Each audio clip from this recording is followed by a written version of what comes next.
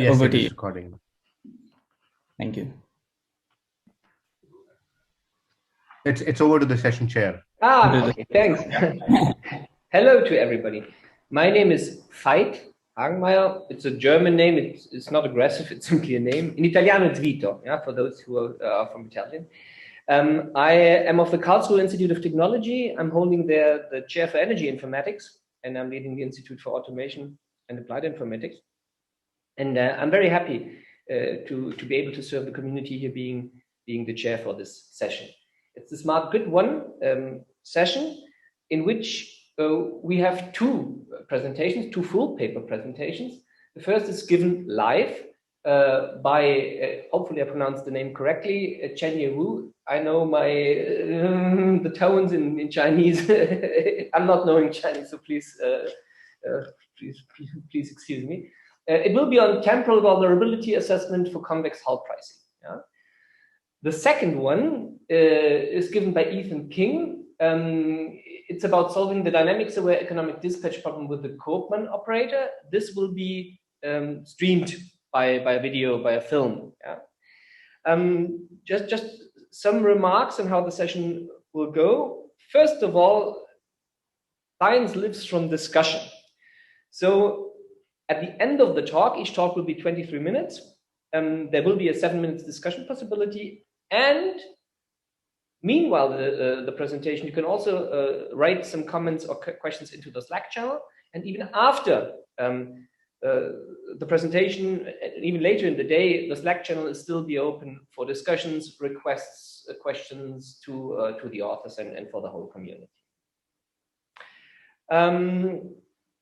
About the time I spoke already, I will give you, Chenye, after 21 minutes, a sign by just saying 2 minutes left or something like that. I hope you agree on that. Fine enough. So I do think that we are ready to start. And so we will, in a minute, see hear the first presentation on temporal vulnerability assessment for convex hull pricing. It will be given by Dr. Chenye Wu, who is an assistant professor.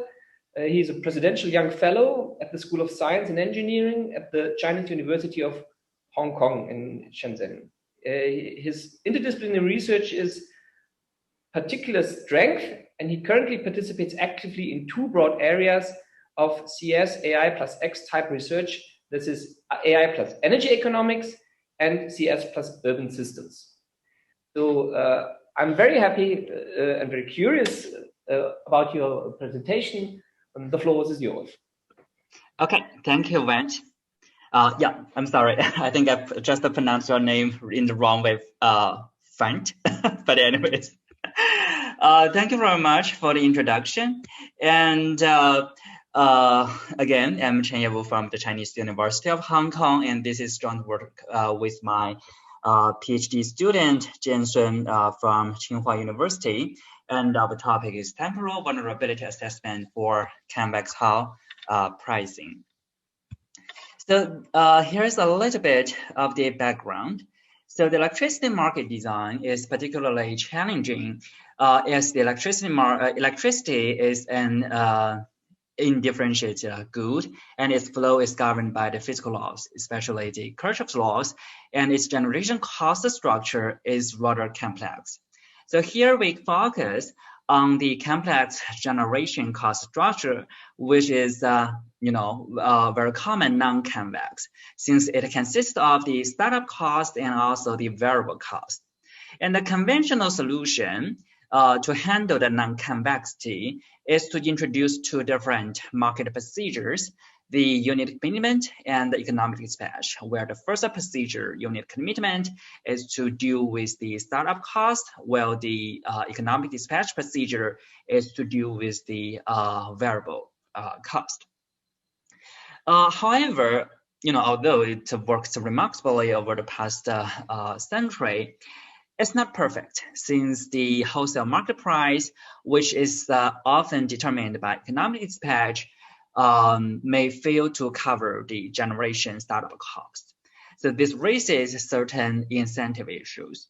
And to make the generators to follow the system operator's dispatch order, Convex hub pricing, or in short, CHP, is proposed to use uplift payment to solve this incentive issue, and in the meanwhile, try to minimize the total uplift payment. Well, CHP, this convex hub pricing, is conceptually great. Its implementation is rather complicated, which potentially creates new market loopholes for generators to manipulate. So this is basically the background. And here are some related works. So some researchers analyzed the inference of the implementation of CHP on the market outcome.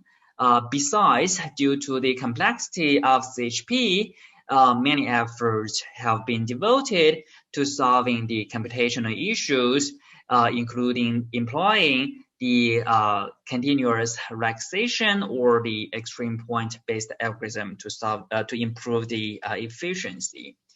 And another line of related research focuses on market manipulation, including manipulation over different pricing schemes, different durations, and different forms of strategic behaviors. So here are some, classical literatures. But trying to study the inference of CHP is challenging, since the complicated implementation potentially leads to unclear relationships between the Bs and the CHP. So this is the first challenge. Moreover, the multi-period decision-making further complicates our analysis. So our major contributions in this work can be summarized as follows. So we try to decipher the CHP from both mathematical and geographic perspectives. So just understanding helps us to express the coupled decision process in an equivalent form with decoupled optimizations. Based on the decomposition, we review how the generator's bidding affects the market price and provide an efficient algorithm to evaluate the risk that each generator can bring to the CHP, that is the vulnerability analysis part. So let's take a very brief revisit to the CHP scheme. So in the economic dispatch, the system operator seeks to meet the demand Y at the minimum cost by solving the optimization problem P1. So here we ignore all the network constraints. We only consider the electricity pool model. And as you can see that we denote the optimal solution as UI star and GI star. And this particular the optimizer is the economic dispatch order.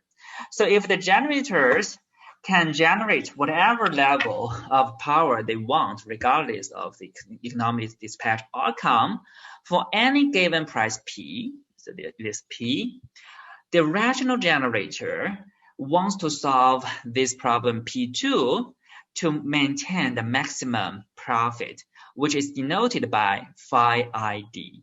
And the optimal solution is the desired generation profile, which is denoted by UID and GID here, which can be different from the economic dispatch order UI star and GI star. So to avoid generator I's deviation from the economic dispatch order, the uplift payment is designed to compensate for the revenue shortfall. So that yields the uplift payment design and also the problem P3. So this inspires the design of this convex hub pricing. So CHP is basically the optimal solution to minimize the total uplift payments. So clearly, in determining the CHP, we need to solve a sequence of coupled optimization problems from P1 to P3. So just coupling makes analysis quite difficult. So here we provide a more structural understanding of CHP. So suppose the generation cost is in the form shown by equation 1. So this one, using with the startup cost and variable cost. So the startup cost needs to be paid at most once at the first period. So here we make certain assumption that the generators can only be started up at the first period to simplify our analysis. And this variable cost is the linear cost, okay? And the coefficient is simply BIT, which is reported by generator I itself. So this cost form keeps the non-convexity, which means that the profit maximization problem P2 is still a non-convex problem, and still a mixed integer programming, although it only has one integer variable. But still, we found that objective of P2 now becomes a convex and a continuous function.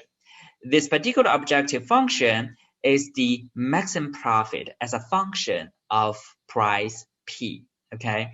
And thus, the optimal solution to the original optimization problem P2 can be a set rather than a point. So we denote this optimal solution set as DI of P here.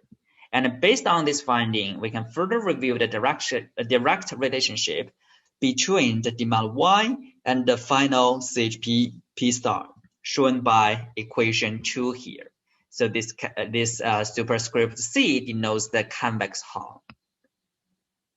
And equation 2, where the summation, here the summation of sets is simply the Minkowski sum.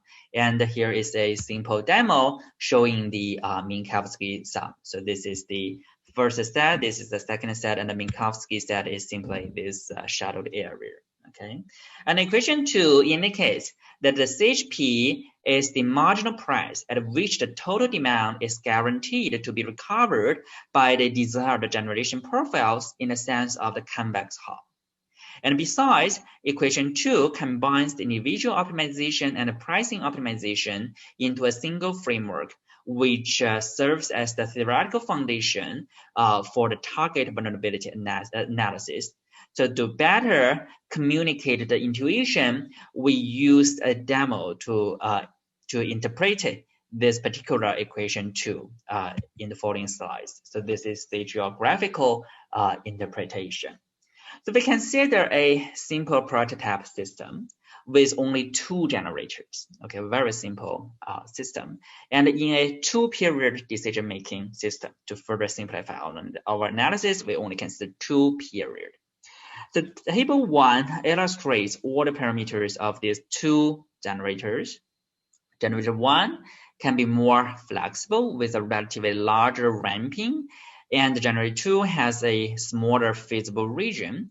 Figure 2 marks all the vertices of the feasible region from V11 to V16 for generator 1, and from V21 to V24 for generator 2. Each vertex also indicates a generation profile. For example, V11 indicates that generator 1 keeps idle during the 2 periods, and V14 indicates to generate 60 at the first period and 100 at 100 in the second period. Okay, and suppose the price is 7 and 2/3 and 8 for the 2 periods. To achieve the maximum profit, the desired generation profiles of generator 1 can be 3 possible sets. It can be 0, 0, or 60, 30, or 60, 100. So both, all of these generation profiles will lead to the same maximum profit. Okay, so that basically means these 3 vertices are included in this desired generation set D1 of this particular price P. And since the cost functions are linear, given any price P, the corresponding desired generation profiles DI of P must lie on the vertices or the edges of the feasible region. Okay, and so this basically highlights the feasible regions. Okay, and this allows us to divide the price space into different regions as shown below in these two figures. So the prices in each region result in the same desired generation profile. The example we mentioned above, we have mentioned this this particular price 7 2/3 and 8 is the intersection of three regions: V11, V12, and V11, V11, V13, and V14 here. Okay, so thus the desired generation profiles are also the corresponding vertices of the feasible region. Okay, so you can actually have a link between these two, and it basically says that this particular price lies in this particular intersection space. And equation 3 is really the mathematical formulation to interpret this particular geographical interpretation. So now we consider a very simple case to highlight, how to utilize, this particular equation to decide the Convex Hall pricing. Okay, so this particular simple price assume only generator 1 can be online during the 2 periods, and generator 2 is completely offline. Okay, in this case, the direct relationship between demand Y and CHP P star can get further simplified. It says that when the demand Y falls into the Convex Hall of the desired generation profiles of some certain price, the CHP of demand Y is exactly that price. For example, when demand Y falls into the right triangle here, which is the Convex Hall of V11, V13, and V14, the CHP of demand Y has the desired generation profile consists of V11, V12, and V14. Okay, so this corresponds to link these two figures. So now we may ready to consider a more complicated case where both generators can be online. Okay, and in this case, for a given price P, if the generation profile denoted by V11, V13, and V14 are the desired generation profiles for generator 1, and assume this V23 is the desired generation profile of generator 2, then the Minkowski sum of the Convex Hall of these two desired generation profile sets can be, one is this V11, V12, and V13. Another one is a single point. And the Minkowski sum of these two parts, it can be denoted by this purple area. Okay, and this means once the demand falls into the purple region, the CHP is exactly the P. Okay, this particular P for this given P. So now we are ready to consider the vulnerability assessment using this structural analysis. So the most straightforward way to study the inferential mechanism between the bidding information and the final CHP is to characterize the partial derivatives of this particular CHP with respect to the bidding information. And specifically, since both the bidding information BI, this BI, and the CHP P star are t-dimensional vectors. So we can examine the Jacobian matrix. And each element VIMK of Y measures the sensitivity of CHP in the mth period concerning generator I's bidding in the case period. For CHP, the bidding in the case period, but this is the price at the mth period. So the notation is a little bit complicated. Okay, and if we calculate the partial derivatives in the most brute force way, each Jacobian matrix requires t+1 times of calculation of this particular CHP. So which can be quite time consuming because of the high complexity of CHP computation. So this actually inspires us to consider the following question: how to calculate this vulnerability assessment index cleverly. So here is a demo to show how we get the intuition for our design. So basically, Given a price named P4, the desired generation profiles result in the same profit.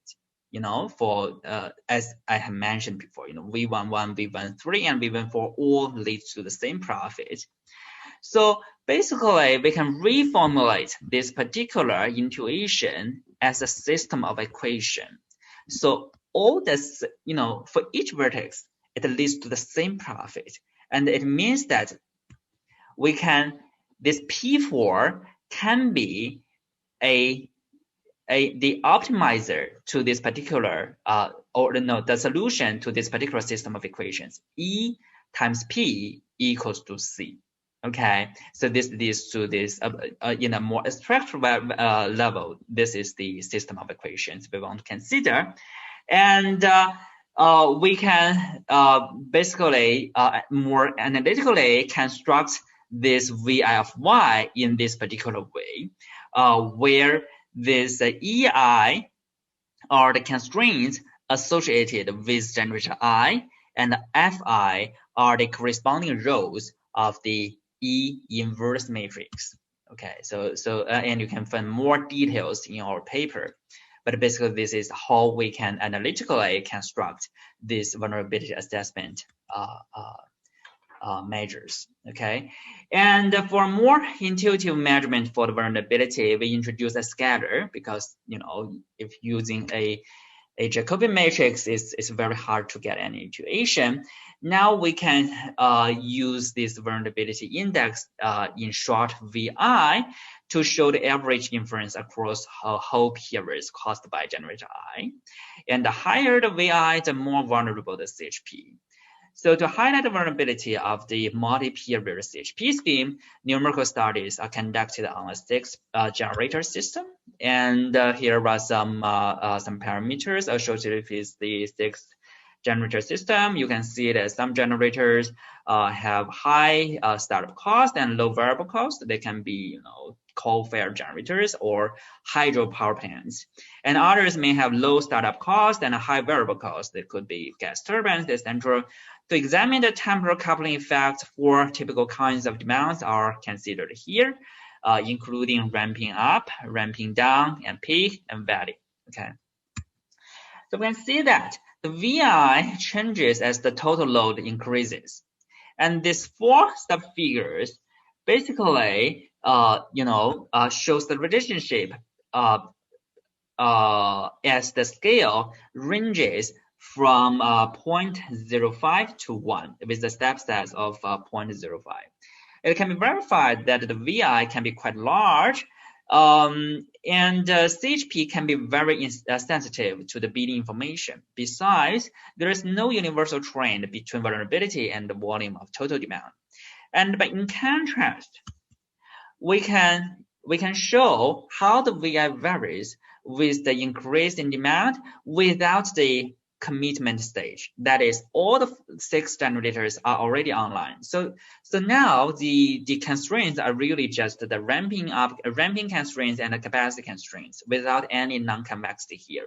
So you can see that now the trend is more functional is more functional of the scale of demand. So that actually this comparison basically highlights, non-convexity brings huge difficulty in analyzing this particular inferential mechanism. So while the standalone study indicates the existence of the vulnerability, collusion may make the situation even worse. So in this particular numerical study, a simple scenario is considered, how each generator I's bidding information may affect the other generator's VI's, the vulnerability index.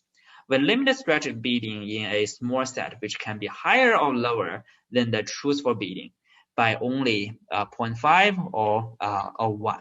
Okay, so we only 2 minutes left. 2 minutes left. Okay, sure. So we can see that we compare the standalone VI and the collusion VI in the following figure. The VI in the standalone manipulation is by dark green dots, and the VI in the collusion manipulation is shown by light green dots. And as the benchmark, the black dots in the VI is really just when all the generators report the true information. And we also plot the 25%, 50%, and 70% quantiles in the 6 figures. The VS of many generators can be much higher than that in the standalone case. So for example, when the scale is 0.5, the original VI of generator 1 is 0. However, on collision with generator 6, the index can be rather high, more than 2.5. And of course, the collision may not always beneficial.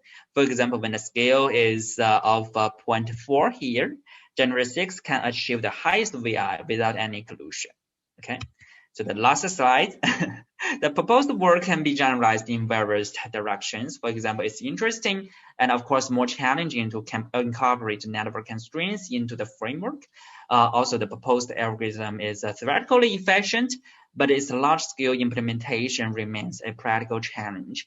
And in addition, it's important to comprehensively compare the vulnerability between CHP and other pricing scheme, which can provide more insights for policymakers and also the regulators. So that's all. Thank you very much. Any questions? Thank you very, very much for your very interesting talk.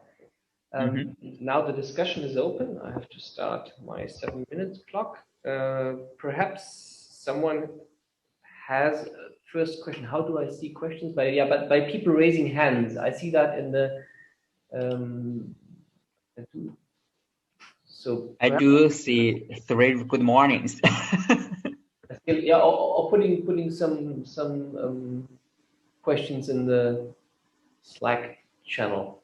So up to now, I don't see any hand raised. So if someone of you sees a hand raised, please tell me. Yeah. A first question I would have to you, if you allow. I mean, I'm coming more from the electrical engineering side, more from the grid side. So it is quite natural to ask for the network constraints you even have on this last slide. How would you implement them into your framework? Because as far as I see, you must include it in a way in this optimization problem, and what kind of equality or inequality constraints would you formulate for that? Could you elaborate on that a little bit more, please? Sure. So basically, well, this is our current ongoing work. So basically, we consider, suppose we know some transmission line is often congested. So that is, we only consider one congested line. And only with one additional equation, maybe we can actually get some structural insights. And maybe we can still, using this efficient algorithm.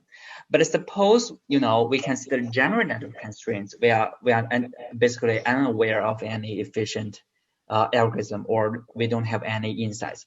But since you are an electrical engineer, you must know that, when you dispatch the generators, basically, this particular 1 or 2 lines are frequently congested, right? Yeah, in practice, yes. Yeah, but in full mathematical generality, as you presented it here, you have to solve a power flow problem, or even an optimal power flow problem. And then you could say, okay, I'm going for the linearized version, but for that you need a working point, or you go even for the nonlinear equations, which then would put you, at least as what I perceived from your presentation, in a totally different mathematical space. Yeah.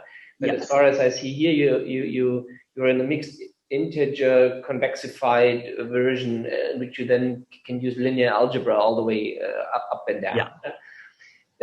So let's assume that you use for the network constraints, just scientific discussion now. Yeah. A linearized version of power flow. Then it's somehow, I still not directly seeing how you could include it, but this is future research, perhaps. Yeah. So it's very interesting.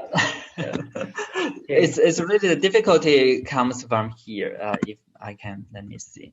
So the formulation. So here we can decouple this into a sequence of optimization from P1 to P3.